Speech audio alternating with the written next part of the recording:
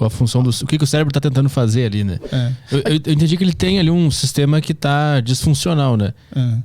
Mas ele tá tentando se proteger ao aumentar essa dopamina em atividades interessantes. Tipo assim, o cérebro é uma máquina que tá tentando se equilibrar sempre, né?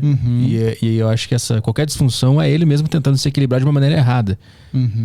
Do ponto de vista quase que primitivo de sobrevivência, tem uma explicação do porquê o cérebro tá gerando essas disfunções? Sim. Vamos lá. Quem tem TDAH, vou pegar o meu exemplo. Quando eu fazia o TCC, puta, velho, foi uma fase foda da minha vida. O meu TCC foram 3 semestres. Eu fiz na Universidade de Brasília. Então, na Universidade de Brasília, eu demorei 4 anos pra entrar, porque eu tava doido pra entrar, eu queria porque queria. Botei na cabeça, eu não ia aceitar a derrota. 4 anos. Sendo que às vezes eu fazia cursinho, às vezes não, mas passei. Depois, mais 8 anos pra formar. E no TCC, foram 3 semestres.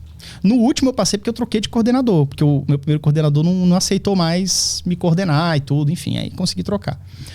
Cara, eu lembro que eu já trabalhava na época 8 horas, ia pra faculdade depois de noite, e geralmente eu fazia meu TCC à noite. Eu começava umas 8 da noite. Na verdade, eu tinha marcado 7, mas eu ia começar umas 8, 8 e meia. Porque tava só enrolando, né?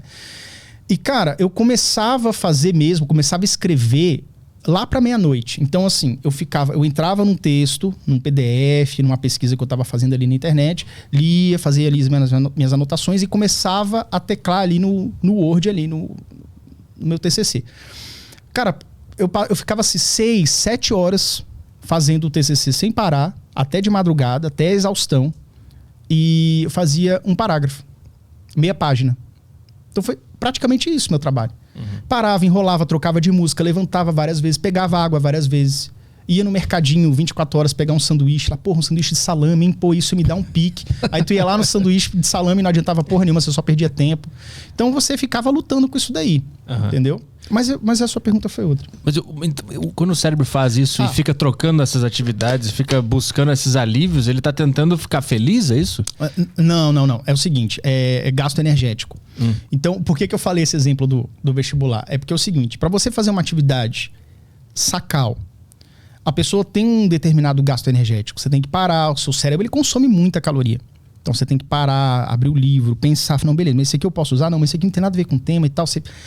Tomada de decisão, e a gente sabe que a tomada de decisão, seja no que for, ela é uma atividade que gasta muita energia, né? Tomada de decisão, raciocínio, transcrever o que você está lendo pro papel, etc. Aquilo tem um gasto energético. Quando você tem TDAH, não é a questão da proteção, você tem um gotejamento bem menor da dopamina, basal, porque aquilo não é interessante, então tá bem fraquinho mesmo. E aí, para você conseguir, cara, para de enrolar. Você não vai mais levantar para pegar água, porque até agora você não escreveu uma letra. Você conversa consigo mesmo. Vamos lá. Primeiro parágrafo. Começa a escrever. Cara, na segunda linha, você abre uma aba do YouTube. É quase que automático o negócio. Entendeu? Então, é muito difícil você perseverar. Você gasta muita energia para fazer aquela atividade que não é prazerosa. Então, é uma questão de gasto de energia mesmo. Você está gastando 2, 3 vezes mais energia para fazer uma atividade não prazerosa do que uma outra pessoa neurotípica que também vai ser moroso, não vai ser com felicidade, com sorriso no rosto, mas vai fazer o seu TCC metade do tempo ou menos. Eu ia para a biblioteca do UNB mesmo, por exemplo, e ficava lá umas 4 horas do tempo que eu ficava lá. E nessas 4 horas eu lia 3 páginas. Porque eu iniciava um parágrafo, às vezes eu não entendia nada, e tinha uns textos lá, nada a ver, tipo uns textos copyright 1973, com português assim, antigo, mas tinha que ler, porque o professor mandou. E aí eu li aquele texto, cara, eu não entendia nada, e aí, cara, não rolava. Era 2, 3 páginas em 4 horas de estudo. Então é uma coisa muito morosa, pouco produtiva. Mas o que acontecia? Tua mente começava a fantasiar coisas, sonhar acordado? Tudo, é isso? Cara, tudo. Imaginava que... Às vezes eu imaginava assim, pô, não, quando eu sair daqui eu vou fazer tal coisa, eu vou passar no McDonald's, sei lá, entendeu? Pô, espero que eu me dê bem. Vai buscando outras coisas, fugas. Mas essas fugas, do ponto de vista do cérebro, ele tá tentando ficar feliz, ele tá tentando equilibrar. Tá fazendo o que é mais prazeroso. É uma dificuldade em priorizar suas tarefas. Também é uma grande, uma característica muito presente. Então, assim, você tem que fazer determinada tarefa. Ela vai ter um gasto de energia maior. Você vai ter que pensar, raciocinar, fazer aquilo ali. Mas para você fazer isso é tão custoso, para você fazer essa mesma tarefa não prazerosa, é tão custoso para as pessoas que têm TDAH, que você tem essa dificuldade de iniciar, uma dificuldade monstra iniciar. A maior dificuldade é iniciar. É por isso que o cara enrola 3, 4 horas para escrever a primeira letra. Então essas fugas é uma tentativa do cérebro de economizar energia. Economizar energia. Ah, entendi. Porque é que tá, por exemplo, isso acontece com qualquer pessoa. Uma pessoa neurotípica também, que é a pessoa padrão, digamos assim, ela também, quando tá diante de uma tarefa que ela realmente não entende, vai ter que entender um kanji ali, chinês, sei lá, que ela nunca viu e aquilo é a resposta de uma pergunta importantíssima, então ela vai ter que pesquisar, tipo, fazer uma parada muito louca que ela nunca fez antes, vai dar um gasto energético muito grande. Você enfrenta mais ou menos uma situação do TDAH fazendo um TCC na sua língua nativa. Entendeu? É tipo assim, é o nível de dificuldade de manter a atenção, não é questão de inteligência. Geralmente, inclusive, existe até um consenso que pessoas com TDAH, em média, teriam a sua inteligência um pouco acima da média. Embora isso seja controverso, alguns autores defendem que é normal, que é tipo... É porque as pessoas que têm TDAH e são acima da média, elas acabam se destacando mesmo e viram pontos de referência, né? Mas é que existe em todo o espectro. Tem pessoas com TDAH abaixo da média, digamos assim, da inteligência, dentro da média e acima da média. Mas algumas outras pessoas defendem que boa parte são acima da média, tá? Digamos assim. Mas, voltando aqui, não é questão de inteligência, é questão de parar, focar, estudar e desenvolver aquele conhecimento. Por exemplo, a criança que tem TDAH, eu tenho um grupo chamado Programa Meu TDAH, né? Inclusive está com a turma fechada agora, mas é um grupo de mentoria que os pais entram para aprender a compreender seus filhos e orientar seus filhos, lidar no dia a dia com seus filhos. E tem muito pai que chega lá com o menino tirando 3 em matemática. Pô, tá quase no meio do ano, o menino tá tirando 3, se continuar assim, daqui a pouco ele reprovou. E aí eu explico para essa mãe, não adianta você brigar, não adianta você falar, você tem que chegar e puxar a atenção dele. Eu vou dar um exemplo também, quando eu era caixa do Banco do Brasil, atualmente tem outro setor lá. Por quê? Porque na hora que esse menino vai sentar com um pai ou com a mãe para estudar e ele não quer, ele tá fugindo daquilo ali como se fosse 2 ímãs com o mesmo polo, você tentando aproximar, aquele negócio que escapa para cima, escapa para baixo, ele não consegue juntar ali e fazer o que ele tem que fazer. Quando o pai chega e puxa atenção, o que você tem que estudar? Qual é a prova de amanhã? Matemática. Beleza, qual que é o conteúdo? Capítulo 3. Então vamos lá, capítulo 3, item 1. Vamos lá. O que você sabe fazer disso aí?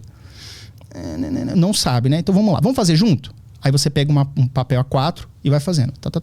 Resolve na frente do filho. Entendeu? Entendi. Beleza. Então agora eu escondo a folha, faz você aí numa folha em branco. Às vezes ele tava voando. Muitas vezes ele tá voando, ele fica... Travou. Travou, né? Então aí o pai, em vez de mostrar de novo, ele puxa. Então começa. Qual a primeira coisa que eu fiz aqui? Você somou A com B. Beleza. Então A mais B igual a não sei o quê. E depois, o que eu fiz? Você lembra? Aí ele para, porque ele não estava prestando atenção. Ele estava olhando, mas a cabeça dele estava em Nárnia. Lembra o que acontece com esse A aqui? Ele vai para outro lado. E aí? E o sinal? O sinal vai negativo. Dá um exemplo bobo aqui.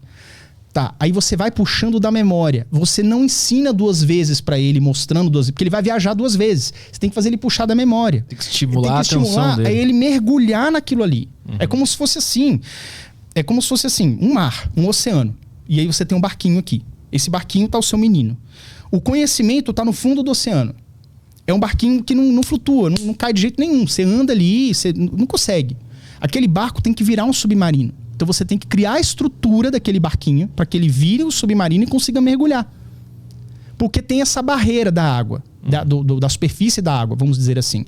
Essa superfície é como se fosse o nosso cérebro criando uma repulsa a fazer aquilo que não é interessante, que pela baixa de dopamina ele não vai ter a performance que ele gostaria, que ele poderia ter, como um neurotípico tem, ele não vai conseguir mergulhar naquele conteúdo. E aí que vem o interessante. Com 1 hora de estudo bem direcionado, com 2 horas de estudo bem direcionado, esse menino já está mergulhando. E aí a diferença do menino que tirou 3 em matemática, por exemplo, ele aprende uma técnica como essa, o pai aprende a ensinar esse filho, puxar a atenção desse filho, na prova seguinte ele tira 8. Em 30 dias o menino... 15 dias. Em 15 dias ele tira 8. Tem que ir estimulando a atenção dele de volta para aquela atividade. É uma questão de atenção, de puxar a rédea. Cavalo teimoso. Eu andei última vez que eu andei de cavalo eu tenho 8 ou 9 anos de idade, mas eu lembro muito bem. Cavalo teimoso. o cavalo tem uma conexão com o montador. Quem me explicou isso foi o cara lá na época, né? Porque como eu era uma criancinha de 8 anos, então o cavalo não tava nem aí. Por exemplo, eu puxava assim pra direita, a intenção é que o cavalo fosse pro caminho da direita, né? Só que ele me ignorava e ele direto pra cocheira pra beber água lá. E eu ficava montado nele, o cavalo bebendo água lá. E foda-se esse menino que tá nas minhas costas, entendeu? Então é como se fosse esse cavalo bravo, assim, esse cavalo arredio. Você tem que aprender a puxar a rédea da atenção, a direcionar a atenção, a conduzir a atenção dessa pessoa, dessa criança. Isso se faz com perguntas, porque pelo que eu entendi da tua explicação, tu vai fazendo perguntas. O que eu fiz com o ar, tu falou? E isso dispara um estímulo. Porque quando o pai pergunta e o pai tá do lado da criança, ela não tem mais nada a se distrair. Não tem como ela abrir uma aba do YouTube. Não tem como ela fuçar o celular pela 10ª vez, checar o e-mail pela 10ª vez no mesmo minuto, no mesmo intervalo de tempo. Puxar aquele negocinho pra baixo pra ver o feed do TikTok novamente. Não tem, porque o pai tá ali do lado. Meu menino, você só tem uma saída. É você me dizer o que eu faço com a letra A depois que a letra B somou.